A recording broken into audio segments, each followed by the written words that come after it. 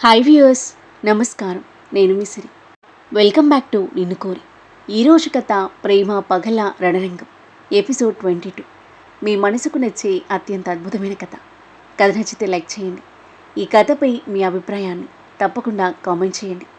ఇక కథలోకి వెళ్తే, విధ్వంస్ ఒక్కసారిగా ప్రేషాన్ని బెడ్ పైకి తోసేసి ఆమె పైకి వంగి మెడ పట్టుకున్నాడు. ఏంజిల్, రాత్రి గదిలోకి ఇంకెవరొచ్చారు అని అడిగాడు ఆగ్రహావేశాలతో మండిపోతూ చూస్తూ. ప్రేష షాకింగ్గా చూసింది అతని వైపు. ఇతనికి ఎలా తెలుసు? నిన్న రాత్రి జరిగింది గుర్తుకొచ్చిందా అని ఆమె మనసులో అనుకుంటూ టెన్షన్తో కూడిన అయోమయంతో చూస్తుంటే, చెప్పేంజిల్. విధ్వంస్ పళ్ళు బిగించి గట్టిగా అరిచాడు. ప్రీష ఉలిక్కిపడింది. ఈ గదిలోకి ఎవరొచ్చారు? నువ్వెవరి దగ్గరికి వెళ్ళావు? నా చేతులు తప్ప ఇంకెవరి చేతులు నీ తాకాయి? చెప్పు. అతని స్వరం క్రమంగా ఉన్మాదంగా మారుతుంది. నిజం చెప్పు, లేదంటే నిన్ను వాణ్ణి ఇద్దరిని చంపేస్తాను. నువ్వు నా దానివి మాత్రమే. నన్ను కాదని ఇంకెవరి దగ్గరికి ఎలా వెళ్ళావు? టెల్మీ అంటూ పిచ్చివాడిలా బెడ్పై తన పిడికిలతో బలంగా కొట్టాడు. ప్రీషాను ఇంకెవరైనా తాకారనే ఆలోచనని అతను భరించలేకపోతున్నాడు. అతని రూపాన్ని చూసి భయంతో వణికిపోయిన ప్రీష మొహం పక్కకు తిప్పుకొని ఏడుస్తూ ఉంది. ఆ క్షణంలో అతనికి సమాధానం చెప్పే ధైర్యం కూడా ఆమెకు మిగల్లేదు. నిజం చెప్పేంజిల్, లేకపోతే నేను ఏం చేస్తానో నాకే తెలియదు అని అంటూ ఆవేశంగా అటు ఇటు చూసిన అతనికి పక్కన ఫ్రూట్ బాస్కెట్లో కత్తి కనిపించింది. వెంటనే లేచి దాన్ని అందుకుని ప్రీషా ముందు కదిలిస్తూ, ఏంజిల్ చెప్పు, ఎవరు వాడు అని ప్రశ్నించాడు. ఎవరు లేరు, నిజంగా ఎవరు రాలేదు. మీరు మీరు తప్పుగా అర్థం చేసుకుంటున్నారు అంది ప్రీష భయంతో ఏడుస్తూ. విధ్వంస్ వ్యంగ్యంగా నవ్వాడు. నన్ను ఫూల్ చేయడానికి ప్రయత్నించకు. నాకు నిజం మాత్రమే కావాలి, ఓన్లీ ట్రూత్ అంటూ కత్తిని ఆమె మెడ కింద చిన్నగా గుచ్చాడు. ఏం చేస్తున్నావు? నీకు పిచ్చి పట్టిందా? నీకెందుకు ఇలా అనిపిస్తుంది? నువ్వుండగా నీ గదిలోకి ఇంకెవరికైనా వచ్చే ధైర్యం ఉందా? నీ మీద నీకు నమ్మకం లేదా? నిజంగా ఎవరు రాలేదు, నేను చెప్పేది నమ్ము అని అంది. ఆమె నిజం చెప్తుందా లేక తనని మోసం చేస్తుందా తెలుసుకోవడానికి ప్రయత్నిస్తూ విధ్వంస్ ప్రీష కళ్ళలోకి తీక్షణంగా చూస్తున్నాడు. చేతిలో ఉన్న కత్తితో మరింత బలంగా ఒత్తుతూ. ఆమె నొప్పితో బాధపడ్డాం అతనికి ఒకవైపు వింత సంతృప్తిని, మరోవైపు ప్రీష ఇంకెవరి చేతిలోకి వెళ్ళిందని ఆలోచన అతని ఆవేశాన్ని మరింత పెంచుతుంది. ఆమె కళ్ళలోకి సూటిగా చూస్తూ ఆమె ప్రతి హావభావాన్ని చదవడానికి ప్రయత్నించాడు. కొన్ని క్షణాల తర్వాత, సరే, నీ మాటల్లో కొంత నిజం ఉందనుకుందాం. అయితే నీ మెడకు ఈ ఆయింట్మెంట్ ఎవరు రాశారు? నీ కాలికి ఈ కొత్త బ్యాండేజ్ ఎవరు కట్టారు? నిన్నటి వరకు ఇవేవీ లేవు కదా అని ఆమె కాలికి కట్టిన కొత్త బ్యాండేజ్, మెడపై ఉన్న మందుని గమనిస్తూ అనుమానంగా ప్రశ్నించాడు. ఒక్క క్షణం తడబడిన ప్రీష ధైర్యం కూడగట్టుకుని అతని కళ్ళలోకి సూటిగా చూసి, మనిషి తాను చేసింది తానే గుర్తు లేకుండా పోయేంతగా తాగకూడదు అని అంది. విధ్వంస్ కనుబొమ్మలు ముడిచాడు. అంటే ఏంటి? ఇదంతా నేనే చేశానా? అవును, నాపై బలవంతం చేయడం వల్ల ఈ గాయాలయ్యాయి. తర్వాత ఏమనుకున్నావో ఏమో, టేబుల్ డ్రాయర్ నుండి ఫస్ట్ ఎయిడ్ బాక్స్ తీసుకొచ్చి నా కాలికి బ్యాండేజ్ కట్టాం, మెడకి ఆయింట్మెంట్ కూడా రాశాం. ఆ తర్వాత అక్కడే స్పృహ తప్పి పడిపోయాం. విధ్వంస్ ఆమె మాటలని శ్రద్ధగా వింటూ మెల్లిగా ఆమె చెవి దగ్గరికి వంగాడు. కానీ ఏంజిల్, ఇందాక నువ్వు నాకు వామిట్ వస్తుంటే లేచి వెళ్ళి పడిపోయావని చెప్పావు కదా. ప్రీష ఒక క్షణం తడబడిన వెంటనే తన్ని తాను కంట్రోల్ చేసుకుని, అవును, నాకు బ్యాండేజ్ వేశాక వామిట్ వచ్చినట్టు ఫీల్ అయ్యి లేచి వెళ్ళాం, పడిపోయాం అని అంది. విధ్వంస్ ఆమెని చూస్తూ చిన్నగా నవ్వాడు. ఏంజిల్, నేను నిన్ను అంతగా ప్రేమిస్తున్నాను, అయినా నన్ను అక్కడి నుండి లేపాలి అనిపించలేదా? గాయమైనా కూడా ఒక్కసారి లేపుండొచ్చు కదా. లేదు, నేను లేపలేకపోయాను. ఎందుకంటే స్పృహ వచ్చిన తర్వాత నువ్వు మళ్ళీ అదే పని చేస్తావేమోనని నాకు భయం వేసింది.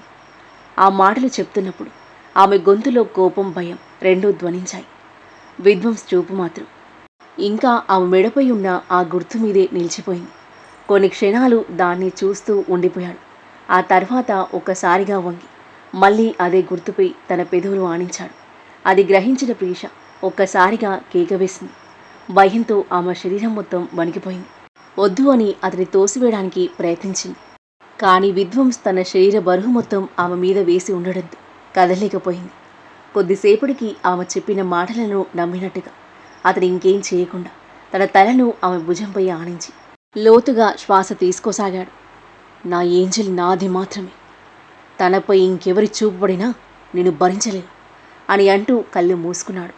అతని శరీర బరువంతా తనపై ఉండడంతో ప్రీష పూర్తిగా కదల్లేని స్థితిలో చిక్కుకుంది. అతని స్పర్శ ఆమెకు అసహ్యాన్ని కలిగిస్తుంది. అతని దగ్గరితనం, అతని శ్వాస, అతని స్పర్శ ప్రతి ఒక్కటి ఆమెను లోపల నుంచి బ్రేక్ చేస్తున్నాయి. ఒక క్షణం అతని చంపేయాలనిపించింది. కానీ వెంటనే తన ఫ్యామిలీ గుర్తొచ్చింది. నేను తప్పించుకుని మళ్ళీ పట్టుబడితే దానికి శిక్ష నా ఫ్యామిలీ అనుభవిస్తుంది. ఆ ఆలోచనతోనే తన కోపాన్ని అతి కష్టంగా కంట్రోల్ చేసుకుంది. కాసేపటి తర్వాత విధ్వంస్ తల పైకెత్తి మోహం పక్కకు తిప్పుకున్న ప్రీషాని చూశాడు. అతని చూపు ఆమె మెడ కింద తాను కత్తితో చేసిన గాయం మీద ఆగిపోయింది. ఏంజిల్, ఇది ముందే చెప్పుండాల్సింది కదా. చూడు, అనవసరంగా గాయపడిపోయా. పర్వాలేదు, నేనున్నాను కదా అని అంటుంటే ప్రీష అయోమయంగా అతని వైపు చూసింది. మరుసటి క్షణమే విధ్వంస్ పక్కనున్న టేబుల్ పైనున్న బాక్స్ నుంచి ఏదో వైట్ పౌడర్ తీసుకుని ఆమె మెడ గాయాలపై చల్లాడు. అది నార్మల్ పౌడర్ కాదు, గాంజా పౌడర్. తీవ్రమైన మంటతో ప్రీష విలవిల్లాడిపోయింది. ఆమె శరీరం మొత్తం వణికిపోతుంది. కన్నీళ్లు ధారగా కారుతున్నాయి. ఆ దృశ్యాన్ని చూస్తున్న విధ్వంస్ మాత్రం పగలబడి నవ్వసాగాడు. ఆమె బాధ, ఆమె వేదన, ఆమె కన్నీళ్లు అవేవి అతను ఏమాత్రం కదిలించలేదు సరికదా.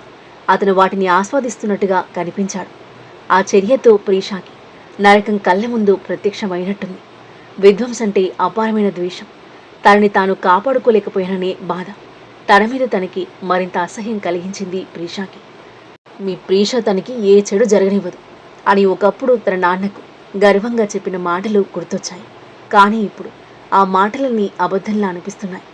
తనని విడిపించుకోవడానికి ఎంత ప్రయత్నించినా విధ్వంస్ ఆమెకు కదలడానికి కూడా అవకాశం ఇవ్వలేదు. చివరికి ఆమె గడ్డాన్ని తన వేలితో పైకెత్తి ఆమె కళ్ళలకు చూస్తూ, ఏంజిల్, ఇప్పుడు ఎలా అనిపిస్తుంది? నిన్ను ఇంకెవరో తాకరని ఒక ఆలోచనే నా మనసుని ముక్కలు చేసింది. నువ్వు ఇంకెవరి చేతుల్లో ఉన్నావేమో అనిపించిన క్షణం నేను కూడా ఇదే నరకాన్ని అనుభవించాను. ప్రీష కన్నీళ్లతో కోపంగా అతని వైపు చూసింది. అదంతా అబద్ధం, అలాంటిదేం జరగలేదని చెప్పాను. అయినా నువ్వు నన్నే తప్పుపడుతున్నావు. అతను ఆమె కళ్ళలోకి చూస్తూ మళ్ళీ నవ్వాడు. అవును, నేను నిన్ను ఇప్పటికీ పనిష్ చేశాను. సో ఇక నుంచి నన్ను వదిలి వెళ్ళాలనే ఆలోచన కూడా చేయకు. నేనది అస్సలు భరించలేను. మళ్ళీ అలాంటి ప్రయత్నం చేస్తే దీనికంటే కూడా దారుణమైన శిక్ష ఎదురవుతుంది అని వికృతంగా నవ్వాడు. ఆ పౌడర్ ప్రీష గాయంపై ఉప్పు చల్లినట్టుగా మండుతుంది. ఆ మంటను భరించలేక నొప్పితో మూలుగుతుంది. విధ్వంస్ ఆమెకు మరింత దగ్గరగా వచ్చి, ఏంజిల్, ఇదేంటో నీకు తెలుసా? గాంజా, నా వ్యసనం. విధ్వంస్ మాటలకు విస్తుపోయి చూసింది. నాకు మనశ్శాంతినిచ్చేది ఈ వ్యసనమే. ఇప్పుడు నువ్వు నా వ్యసనంగా మారావు. నా 2 వ్యసనాలు ఒక్కచోటే ఉన్నాయి. రెండూ కలిపి ఆస్వాదిస్తే వచ్చే ఆ కిక్కే వేరు. కామ నిండిన చూపులతో చూస్తూ ఆమె మెడపై రాసిన పౌడర్ని గట్టిగా పీల్చి మళ్ళీ పెదవులు ఆనించాడు. అదంతా కంపరంగా అనిపిస్తుంది ప్రీషాకి. విధ్వంస్ చేస్తున్న ప్రతి పని ఆమె శరీరాన్ని కాదు, ఆమె ఆత్మ గౌరవాన్ని, మనసుని కూడా తీవ్రంగా గాయపరుస్తుంది. అప్పుడే ఆమె చూపు విధ్వంస్ పక్కన పెట్టిన కత్తిపై పడింది. ఇక విని వదలను మనసులో నిర్ణయించుకుని మెల్లిగా కత్తిని అందుకుంది. చేతులు వణుకుతున్న ధైర్యం కూడగట్టుకుని అతని పొడవడానికి ట్రై చేసేలోపు విధ్వంస్ ఒక్కసారిగా ఆమె పైనుంచి పక్కకు జరిగి పక్కన పడుకున్నాడు. మెల్లిగా చేతిలోని కత్తిని పక్కకి జారవిడిచింది ప్రీష. ఏంజిల్, ఈరోజు నేను చాలా అలసిపోయాను. తల కూడా భరించలేంత నొప్పిగా ఉంది. నిన్న రాత్రి మధ్యలో ఆగిపోయిన పని ఈరోజు కంప్లీట్ చేద్దామనుకున్నాను. నేను నా సొంతం చేసుకుందామనుకున్నాను. కానీ తలనొప్పి అంటూ ఆమె చేతిని తీసుకుని తన తల కింద పెట్టుకున్నాడు.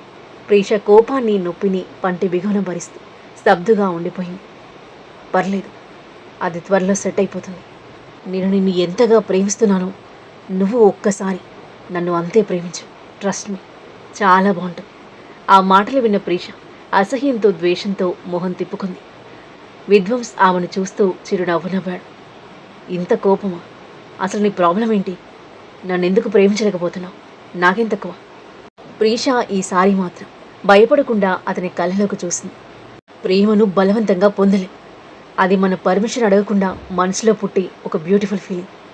ప్రేమకు ఫ్రీడమ్ కావాలి, ప్రశాంతత కావాలి. మనసుకు నచ్చిన వ్యక్తితో గడిపే ప్రతి క్షణం బ్యూటిఫుల్ మూమెంట్లు అనిపించాలి. కానీ నువ్వు నన్ను బలవంతంగా ఈ గదిలో బంధించి నిన్ను ప్రేమించమంటున్నావు. ప్రతిరోజు నన్ను బాధ పెడుతున్నావు. ఇలాంటి పరిస్థితిలో నేను నిన్నెలా ప్రేమించగలను? ఈ మూసి ఉన్న గదిలో ప్రతి క్షణం నాకు ఊపిరాడనట్టు అనిపిస్తుంది. ఇలాంటి చోట ప్రేమ ఎలా పుడుతుంది? ప్రేమంటే ఇదే అయితే నా జీవితంలో ఇంకెప్పుడు ఎవరిని ప్రేమించాల్సిన పరిస్థితి రాకూడదని ఆ దేవుని ప్రార్థిస్తాను. ఒక్క ఊపిరిలో అంతా చెప్పేసిన ప్రీష వేగంగా శ్వాస తీసుకుంటూ ఆగిపోయింది. సైలెంట్గా ఆమెను చూస్తూ ఉన్న విధ్వంస్ కొన్ని క్షణాల తర్వాత ఒక్కసారిగా గట్టిగా నవ్వాడు. ఏంజెల్, నువ్వు నిజంగా చాలా అమాయకురాలివి. నా ప్రేమ నీకు అర్థమయ్యేలా చెప్పలేకపోతున్నాను. నిన్ను వదిలేయలేకపోతున్నాను. నువ్వు మళ్ళీ వెళ్ళిపోతావేమో అన్న ఆలోచనే నన్ను పిచ్చివాణి చేస్తుంది. ఈసారి అది జరిగితే నేను భరించలేను. నీకు ఊపిరాడకపోయినా నువ్వు ఇక్కడే ఉండాలి. ఇంకో విషయం, నువ్వు నన్ను ప్రేమించాలి. ఒకవేళ నువ్వు నన్ను ప్రేమించకపోయినా పర్వాలేదు. నా ప్రేమ ఒకటే మన ఇద్దరికీ సరిపోతుంది. నేనొక్కన్ని నేను జీవితాంతం ప్రేమిస్తాను అంటూ ఆమె చేతులని చెంపలని పిచ్చిగా నిమురుతూ, నేను ఎంత ప్రేమిస్తున్నానో నీకు తెలియదేంచి అని చెప్పి ఒక్కసారిగా ఆమె సంఖ్యల చెయ్యి గట్టిగా పట్టుకొని, కాబట్టి ఈ సంఖ్యలతో జీవించడం నేర్చుకో, అదే నీ కొత్త లైఫ్ అని వికృతంగా నవ్వుతూ బాత్రూంలోకి వెళ్ళిపోయాడు. ప్రీష విగ్రహంలా బెడ్ను ఆనుకుంది. ఆమె కళ్ళ నుంచి కన్నీళ్లు సైలెంట్గా జారుతూనే ఉన్నాయి. నిజంగానే నా జీవితమంతా ఈ సంఖ్యల మధ్య ముగిసిపోతుందా?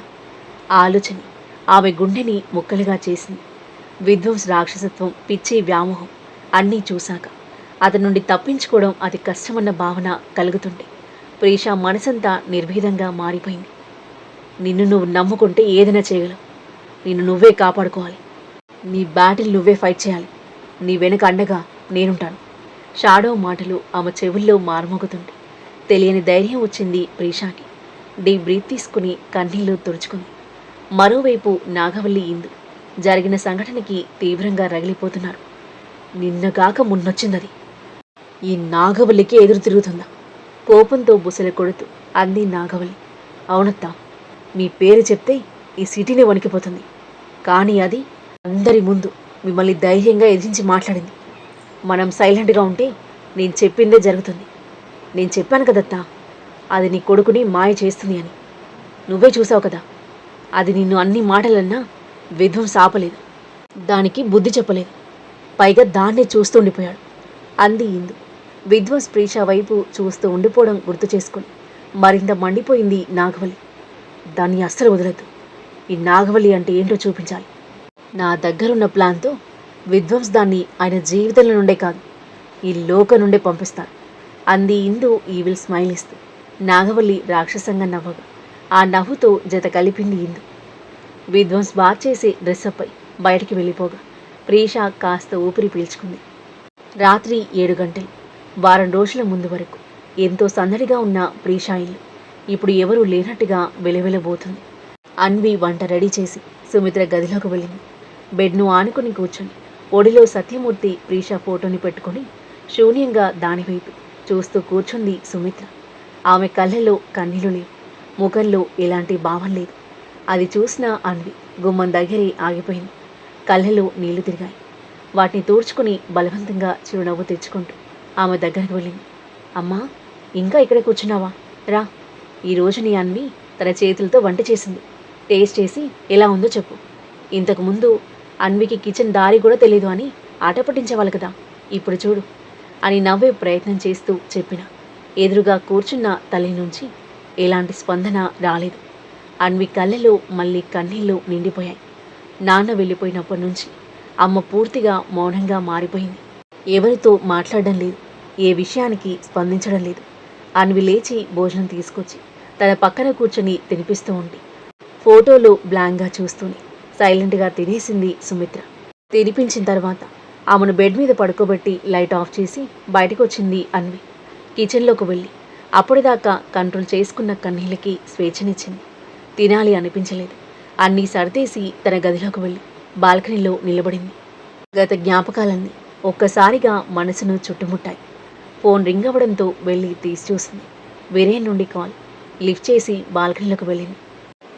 హలో అన్వి, ఎలా ఉన్నావు అని అడిగాడు వీరేన్. ఆంటీ ఎలా ఉన్నారు? అలానే ఉన్నారు. భోజనం చేశావా? లేదు. ఆ మాట వినగానే వీరేన్ మౌనంగా ఉండిపోయాడు. కొన్ని క్షణాల తర్వాత, అన్వి, జరిగిన దాన్ని నేను మార్చలేను, కానీ ప్రీషను వెతకడానికి నా శాయశక్తిలో ప్రయత్నిస్తున్నాను. అంతా ఇంతకు ముందులా కాకపోయినా ఒకరోజు మళ్ళీ నార్మల్గా మారుతుంది. అందుకోసం నువ్వు కూడా స్ట్రాంగ్గా ఉండాలి. నీ హెల్ప్ లేకుండా ప్రీషా నేను కనుక్కోలేను అని మాత్రమే చెప్పింది అన్వి మెల్లిగా.